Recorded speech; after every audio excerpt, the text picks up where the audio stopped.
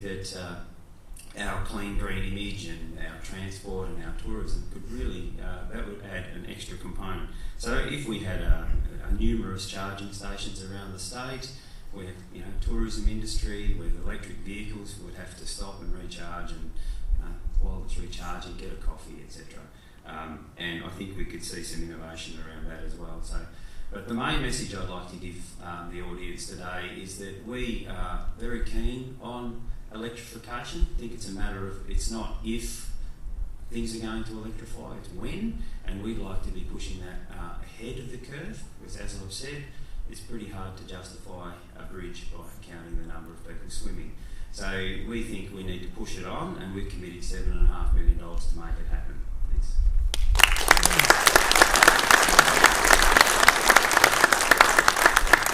I hate to say it, but I reckon the Kiwis could probably help. It only took them 1 year. 1 year.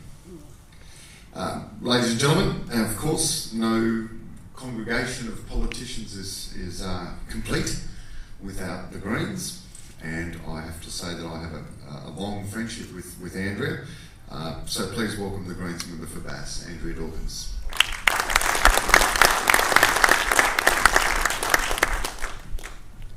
Thank you, John. Lovely to be here. Of course, this kind of technology is core Greens business and always has been. Former leader of the Greens, Christine Millen, was the one to coin the term clean, green and clever. And we believe in leading from the front, which is why I'm the only member of the lower house in Tasmania who drives a Mitsubishi hybrid car, and it is fantastic. But thank you. Thank you. And I'd like to share with you my experience of being able to take that car on as a part of my work package. Because, as a new MP, you're given a list of cars you get to choose from to be able to get yourself from your electorate to work. And there was, to my great happiness, Mitsubishi on that list. So, of course, the Greens should be driving plug-in vehicles. We are powered by 90% renewables. Of course, we should all be driving these cars. So I go to the department and say, this is the car I've chosen. And they say, well, why? Why do you want this car? Nobody drives these cars. I'm like, well, we've got renewable energy. It's on the list. I want a hybrid vehicle. I want to be able to plug it in at home. I want to do the best thing I can by for our environment, for the people who are here to come, but also as a leader in our community, I want to show what's right and what's best. Now, I was actively dissuaded at every turn from choosing that vehicle. And the number one reason that the officer gave me in the end was how were they going to provide the finances to me that I've spent on electricity at my house. Well, I can tell you now, I don't give a rat's about that. Couldn't care less. What I wanted to do was the right thing. And I did. I just kept pushing through and I kept pushing through, and they enabled me to be able to take delivery of that vehicle. And I've had it for 2 years now. It's going to be very, very hard to give up. If I'm not elected at the next March election, I tell you, I'll do everything I can to buy it, because without doubt it is the best car I have ever driven. And what else I can do with this car? I went off to Bunnings once I'd taken the car, and I said, oh no, it's a 15 amp, I need to convert that to a 10 amp so I can plug it in anywhere. And they said, you can't do that. Pretty sure I can. So I went to the manager and said, this is what I've got, and they said, okay, you can try this. I bought a device for $70, and now I can plug my car in wherever I am. I've got a safety mat, I can plug it in my office, I can plug it in at home, I can plug it in wherever I like. Yes, it takes a while to charge, there's no doubt about it, but we're right. We're only travelling on average around 40 k's a day when we're in our electorate at home. And that's completely manageable. You just need to be a little organised. Now, why wouldn't I want to take the time to organise my day around being able to use this brilliant vehicle, because it's the right thing to do for everybody in this room and everybody in this state and everybody on this planet. Our emissions are increasing in Australia. Everybody else's are flatlining, but here we're still increasing. We should be hanging our heads in shame at that fact, and how we're allowing the federal government to show such a lack of leadership when it comes to renewable energy, when it comes to bringing down our emissions, is absolutely despicable. So this is one way we can vote with our feet. We can keep pushing.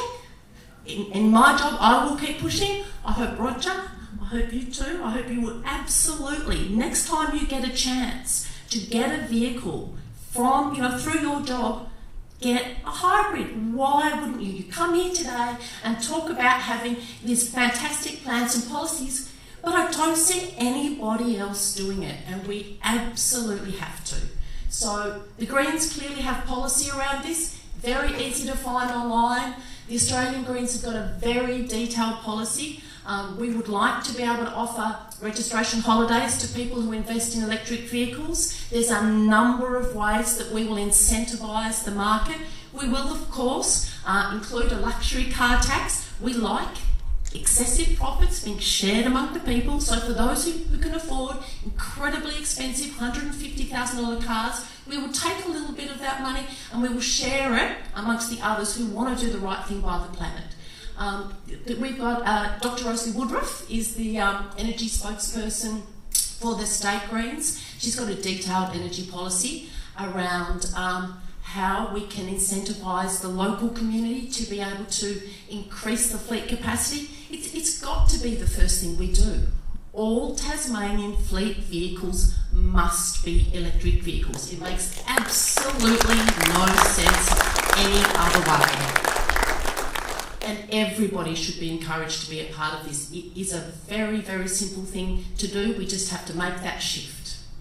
Now, I'll just finish up by saying this one thing. I think when Tony Abbott said, every man in his car is king, he did a lot of people a great disservice. Women like to drive cars too, and not everybody wants to be a king. We have to take a step back from everything we hold dear in Australia, and we have to be very, very considered about the choices we make of where we spend our money. This is somewhere that it's a major purchase. It's probably the second most major purchase that anyone's going to make in a family. When we make this purchase, we make this knowing that we are doing the right thing for the environment, for every single person in this place. So thank you all for your commitment to the same cause that we have. We truly appreciate this kind of support, and have a fantastic rest of your weekend.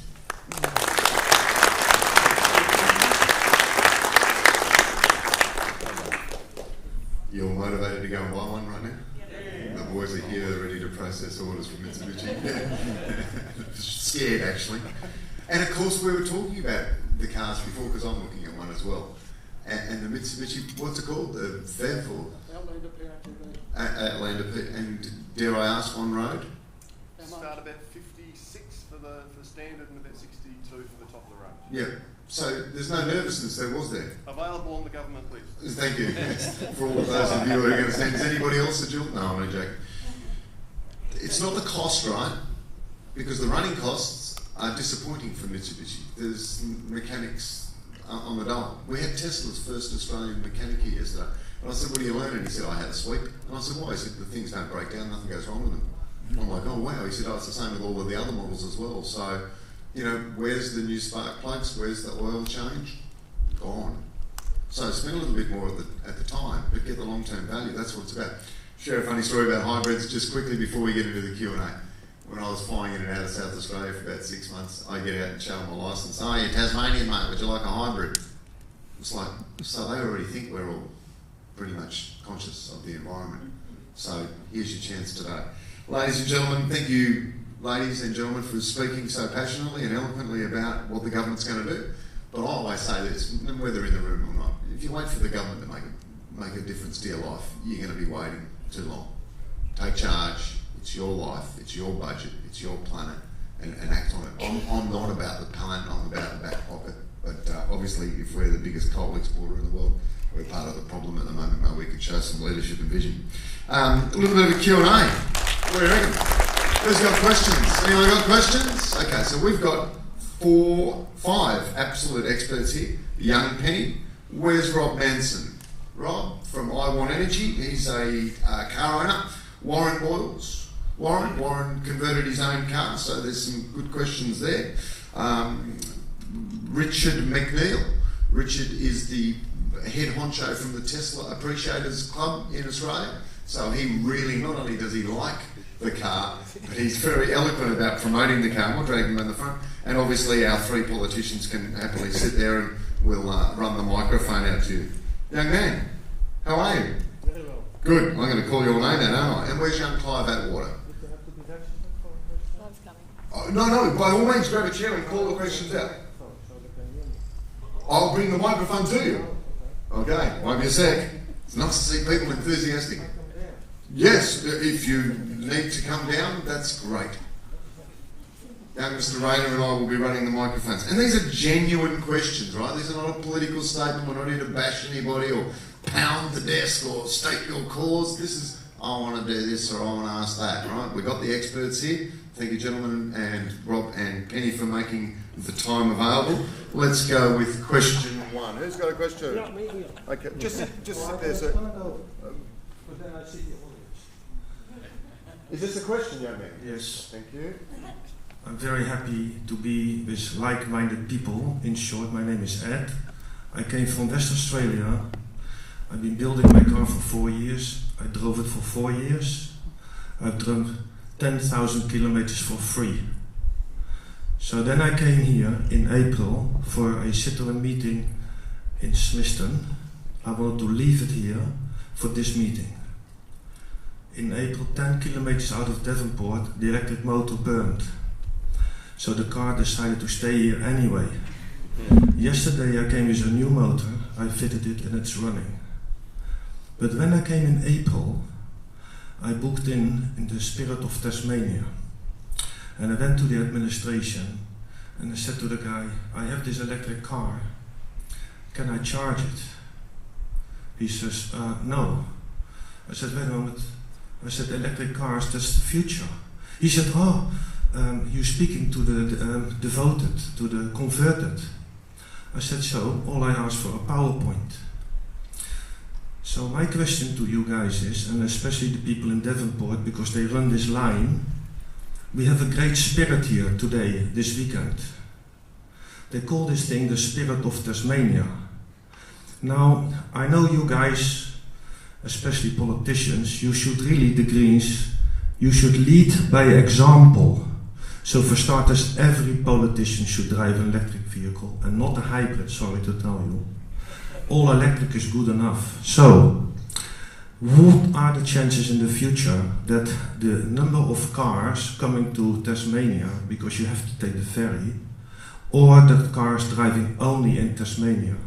Maybe there is a 50-50 split.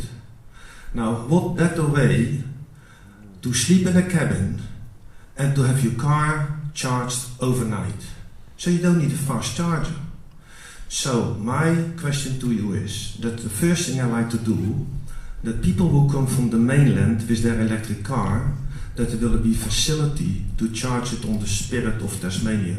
That's a true spirit. Thank you. Thank you. Dr. Bell. We covered this yesterday at the conference. Who wants to answer that one? Yeah, I actually know Bernard Dwyer quite well, the CEO of TT Line. He's very keen for charging. It's an international rule that we're not allowed to charge at those voltages, which is ironic considering how many iPhones will be plugged in on a crossing. They charge containers on the same boat. Yeah, but I don't know the intricacies of it, but I can assure you that the leadership of the TT Line, Bernard, who has driven my Tesla, and he's a race car driver, he was very impressed, by the way, he wants to be able to do it. The compromise is putting charging stations in Port Melbourne and Devonport. But at the moment, we cannot see a way forward for your request to be able to charge a vehicle. I share your pain, particularly for smaller vehicles with less range. It's not going to happen in the short term. Great question, great answer. Indeed, there's one over there, young Paul. So just to keep you fit. The other question it's young Tammy Milne from Devonport Council. This councillor is so keen and eager. So I've got a question, and it's for our pollies. With regard to legislation about planning permits for new car parks and public spaces with parking facilities, should there be now legislation that approves DAs to these facilities that have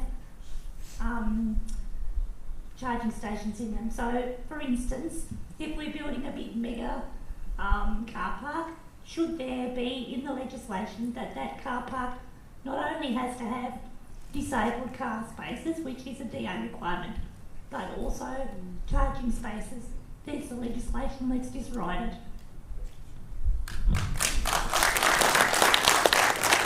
That's a good question. I know that some car parks do, because I've been able to use some, a couple in Hobart that do. And I suppose it's one of those situations where you would expect somebody who's developing a car park to want to make it the best it possibly can be. Therefore, they would also have a charging station. But whether that requires legislation or not, I'm not sure. It's certainly something that should be really articulated, I think. Just do it.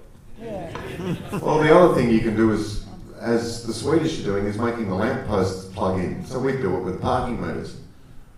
Question up there, young Paul? Mr. Broad, anything? Roger, you get the crack? I suppose with a question like that, what's the vision? The vision would be all cars being electric. So would that mean that all car parking spaces would have to have plugs? But I think that there's certainly an opportunity for car parks themselves to innovate and provide that service so that people want to park there. At the moment, we're trying to simplify our planning scheme, but that's something to probably be thinking about. Yeah, I think that's something that we should be putting on our radar. Good. Roger? And then we'll give it to Clive. Yes, thank you. Tammy, I don't think it's something that necessarily needs legislation. I think, though, that just as we've seen with some restaurants and motels and other places around Tasmania who are now offering charging stations, they're seeing it as a point of difference and a way to appeal to a market that they want to service and attract. And I know that there's quite possibly councils in Tasmania who similarly might go for that as part of what they specify in a municipal car park, commercially similarly. But I also think that there's a lot of room for something like what RAC and NRMA and others have done, whereby charging stations provided by a third party as a vending machine type thing might be the sort of product that could be promoted to car park operators as well, to be able to put in there. I want to challenge the idea that all of this needs to be stuff that's provided or required by government everywhere and paid for to support the electric vehicle community. I think that what we need to do, and our approach would be, how do we generate a market and how do we generate a buy-in, as other places have, where there's more people whose interests are tied up in rolling out the electric vehicle industry. So a different approach may be, good idea. Thanks, Roger. And Clive is on the electric highway. Yeah, just a brief comment on that. The first thing, I guess, is that to understand that particularly as vehicle ranges increase, but even with today's vehicles, 90+%, if not 95% of charging will occur at home or at base if it's a fleet car.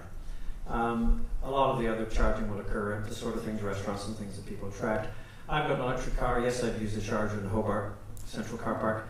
I rarely had to. It was just there and it was convenient and it happens to be free at the moment.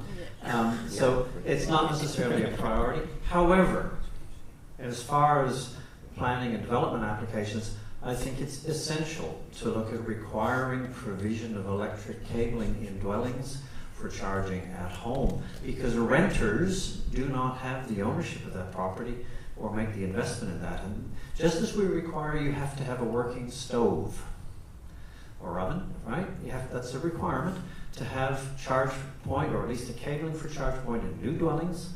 and perhaps ultimately to require it for renters as well in existing dwellings, is entirely appropriate to consider. Sounds to me like the younger generation is going to have to give up the smashed AEVA again. Also, 60% of the vehicles sold in Norway last month were electric. So Mitsubishi, get going. Paul, are you up there? There's 2 hands there. There's a gentleman there. Thank you. Seeing that electric car drivers are pumping money into our state by keeping the electricity here and keeping the money in our state, seeing that they're also making our state a healthier state and cleaner state and reducing our emissions, can we hopefully by this January see a discount in our registration because we are keeping our money here for the government? By this January. Sorry. Interesting question, and I'm happy to run it back in. The registration that you pay, there's a calculation that's based on engine capacity, and then there's a special category for electric motor vehicles, which I think at the moment sits at about the equivalent of a 4-cylinder. Can we base it on the number of cylinders? Yeah, I know, but what I'm saying is we've already stepped over that one. There is a charge in there. This is a really interesting thing though, because around Australia there's a lot of taxation that's captured through registration, which is based on engine capacity and various other things. As we move to a world beyond that, we need to think about how we maintain our roads and things like charging networks, if there is a public infrastructure investment required for them, as there would be, where we have to be able to get energy to those points, regardless of who's selling it at the end.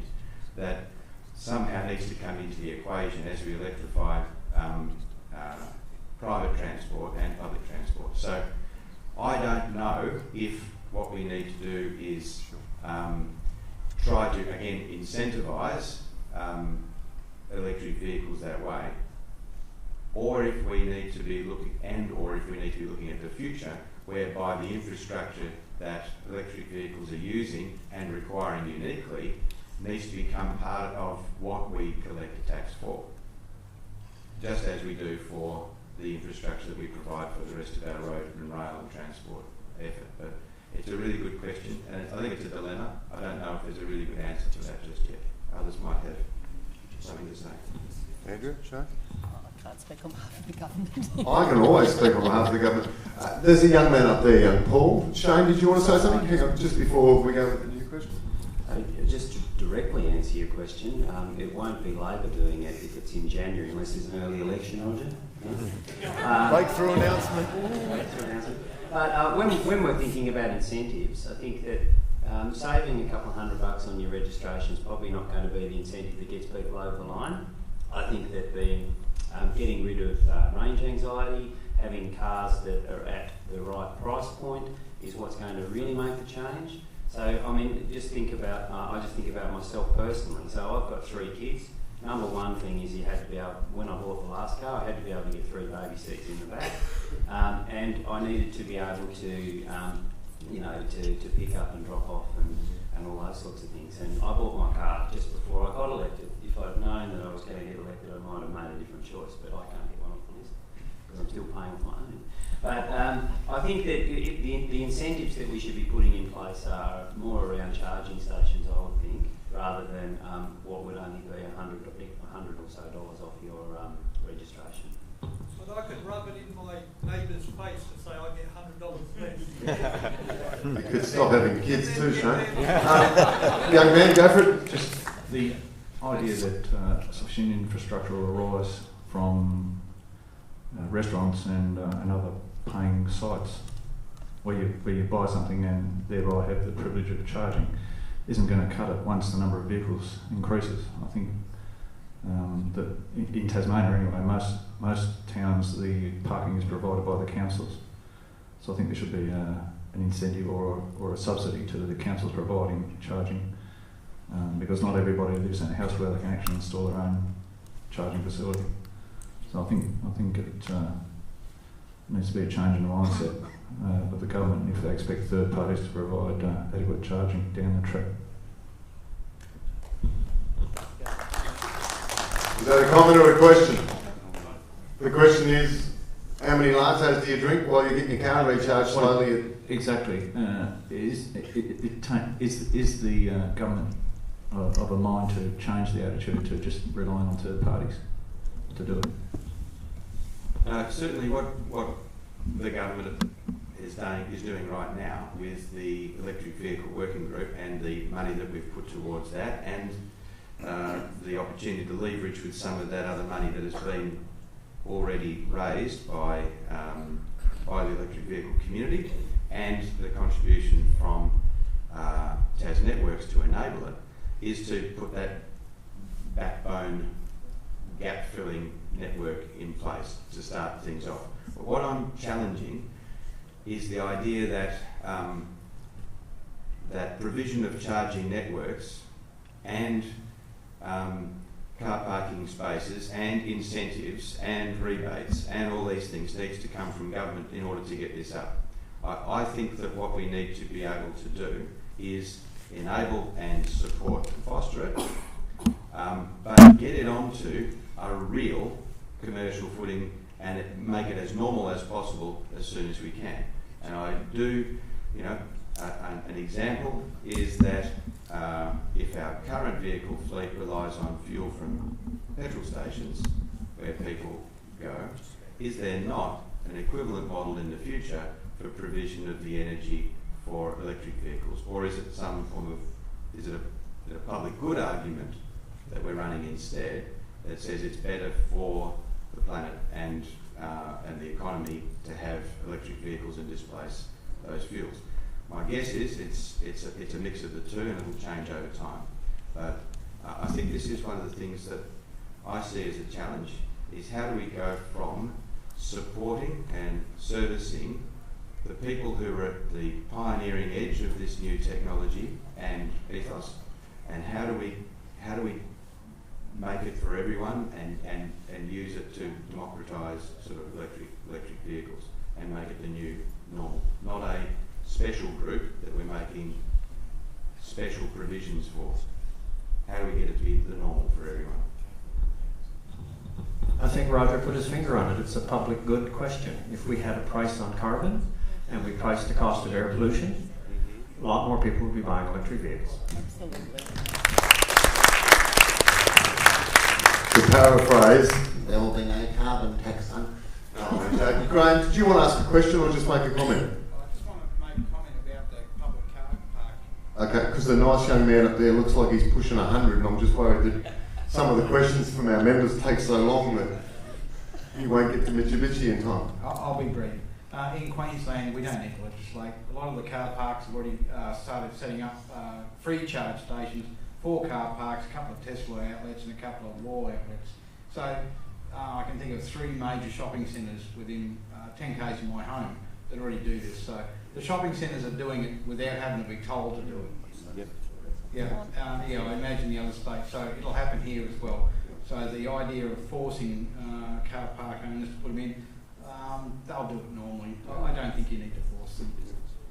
Like it forces, just like the horse manure claims in the 1900s. You know what I mean, Paul? I'll get this on closer. I believe that batteries in the cars are similar to the ones you're using for solar panels. So is it possible to use the electric car, park it in your garage, charge it with the solar panels and use the power at night if you don't use the car first thing in the morning? So by 10 o'clock it will be charged up again. Is there a possibility? Typical Germans years in front of the rest of us. There is a trial, several trials in Europe at the moment where that's happening. Vehicle to grid, it's called. It's been quite successful. It's a great benefit to the utility, which in this case in Tasmania is Tas Networks, because it can help to even out those peak loads, which while the uptake of electric vehicles is exciting for all of us, it doesn't excite some of the utilities as much because of the very high demands that it's going to bring onto the network. But by being able to discharge all your stored energy from your vehicle, which your vehicle is essentially a battery on wheels, to be able to release that back into the grid will not only mean that you can help the grid to remain stable, but you can earn some extra credits from the network. So there are trials in Denmark which have been incredibly successful, not surprisingly, because the Scandinavians have been very fast on the uptake of electric vehicles, but vehicle to grid is a real concept and it's happening now, and I encourage, I know Roger's in charge of small business, Tas Networks is a big one, but Tas Networks are the obvious government entity to take the lead in infrastructure, and they can do it successfully by encouraging people to discharge battery from their vehicle to help smooth out that big mountain they have to climb. Paul and I have had several conversations about it. But utilities are used to building big infrastructure, they're used to transmitting energy, they're just getting used to transmitting it both ways. They haven't quite they weren't used to that 10 years ago if you think about it. It's a fairly new concept. So I implore Tas Networks to be the leader in helping build this infrastructure. They've got the skills to do it, they just need some policy and leadership, and I'm sure they can get it done for all of us. And vehicle to grid is a very important part of that whole concept.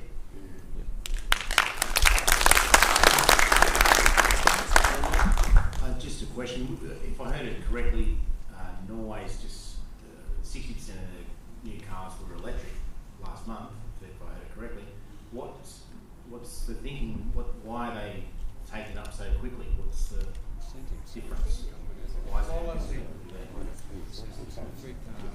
Why is the panel member to take that one?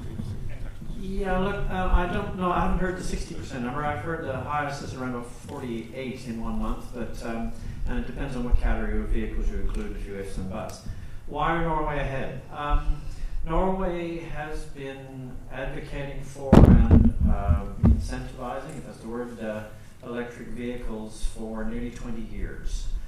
They originally had 3 manufacturers, quite small, of electric vehicles in Norway. They saw it as a way of promoting a domestic manufacturing market, so they provide quite strong incentives. The Labour Party liked it because they saw it as an employment opportunity. The Greens liked it because it's clean and green. And the Conservatives liked it because the form of incentives was tax reductions. They reduced sales tax and VAT on new vehicles, and that was a low tax initiative. And so it had cross-party support for over 20 years. They had the policies in place, all the policies in place by 2006, and they haven't changed since then. But the growth really only occurred from 2011 when the first real production vehicles came into market. Mitsubishi IMEV, Nissan Leaf, Tesla S, and the others that have come today. But some of the incentives were non-financial, so you could use high occupancy vehicle lanes to go into Oslo, central Oslo, free parking when you got there, free charging when you got there. The main interest in that was it saved 15 minutes of commuting time because you got into town that much faster. And when you got there, there were dedicated parking spaces that you got for free. That was the incentive that worked. You had free ferry passage across the fjords, and that saves you a lot of driving around, and they were relatively expensive. So they had some very compelling incentives. That's probably the short answer. They also funded quite a lot of the charge networks, and the key there, and I would point this out to our political representatives, the key there was that they focused their funding on charge network areas which would not otherwise be commercially viable. So in Tasmania, that's the East and West Coast particularly. You probably don't need a lot of incentive to get the Central Midlands and the main route through Tasmania. And I think that was the other thing. They did target their incentives quite carefully, and they've wound them back as electric vehicle prices came down, as ranges went up, as the charge network rolled up. And they have a policy that basically says if you buy an electric vehicle, it will be the same price as a comparable internal combustion engine model. And given that we all know that electric vehicles are far more fun to drive, cheaper to operate, and last longer, what would you buy? Good question. I've got one here, Paul, and we have to be mindful that we've got to be out of here at 2 o'clock. Yeah, hi, Simon here from Tas Segway. We've come down from Queensland a couple of years ago, and Queensland, the Northern Territory, and now recently the ACT has approved segways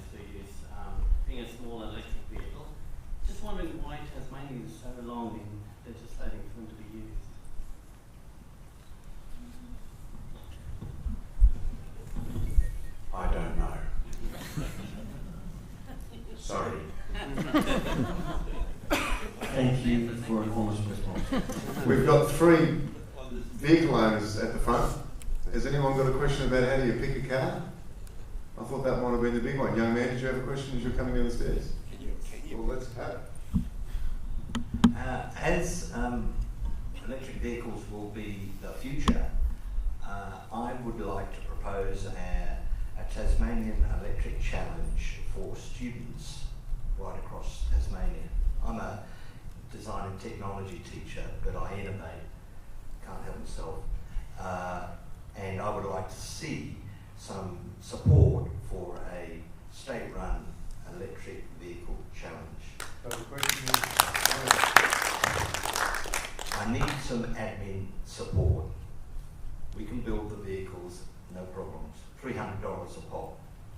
I need some admin support. I've got councils wanting to race on their patch. I just need some admin. thank you. So the question is, can anyone type?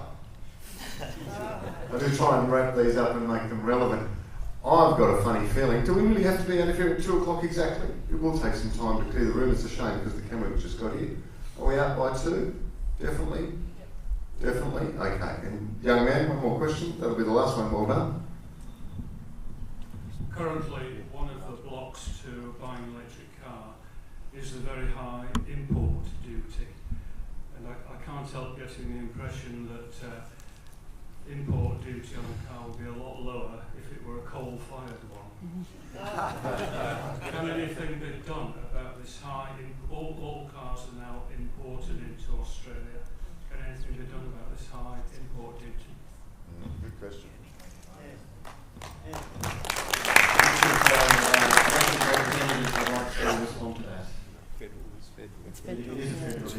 I'll speak on behalf of the federal government. It shouldn't be a luxury car tax, should it? No. While we have people waving lumps of coal in Parliament, clearly there's a disconnect between the consumer's demand, the reality of the planet, and then good people like manufacturers who want to create jobs, including here in Tasmania, to make vehicles. Right to your local member. What was that, young man? Australia should stop selling coal to get the rest of the world off their ass. Now, that's a really good point. It's not a question because I asked this one back. I'll ask this one back to you. How much money did Australia make exporting coal last year? If we cut it off, make exporting hydrogen? Hydrogen's another story altogether. We don't need to export it. Anyone can make it. But what are we going to do without the money? Imagine the GST loss to Australia. It's got to be a transition, and I'm as green as anybody else. Not as green as Scott Jordan at the back there. But it's the money. It's all about the money. And if we don't have that money, no roads. You just heard it. We pay rego according to distance. So 600 regulations have to be changed coming soon as well. So we're in this massive state of flux and a massive state of change. But yeah, standing up in Parliament and waving a glass of water talking about hydrogen isn't going to fix it yet. Mr. Chance, do you have an answer on behalf? On that one, keep writing and using your representative bodies and making a noise about things that you want to change like that. And I think that you've got to work on every channel you possibly can, press every button, pull every lever. Keep it up and use your voice through the AEVA. Again, just in response to the gentleman before, just wave. Yeah, I'd be happy to talk with you about working out how we support that concept. I think it's a terrific idea, and I think we've got 3 energy companies as well, power companies whose future's tied up in that. So please grab me before we leave. Can I have a 2-minute question, please? If you do, that means we're out. That's fine. You sure? Okay. I'll put Roger's card up to you, sir. My colleagues have heard me talk about this before. If I lived in New Zealand, I could now import a Mitsubishi second-hand for $8,000 or $10,000. In New Zealand, you can order one online, I believe, and they'll deliver it. In Australia, there are something nasty called homologation rules which block us from doing that. This is an interim possibility which only requires the change in regulation. I mean, for heaven's sake, New Zealand can even import us a Deputy Prime Minister. It should be reasonably easy. So it's not really a question, it's a request of our political representatives, and I'm delighted to see you all singing from the same hymn book. if somewhat different pages, I think pretty close, and I'm sure we're all very pleased to hear that. But if we can unblock and get some of these cars here now, we could do it for a lot less than it cost me to do a home conversion.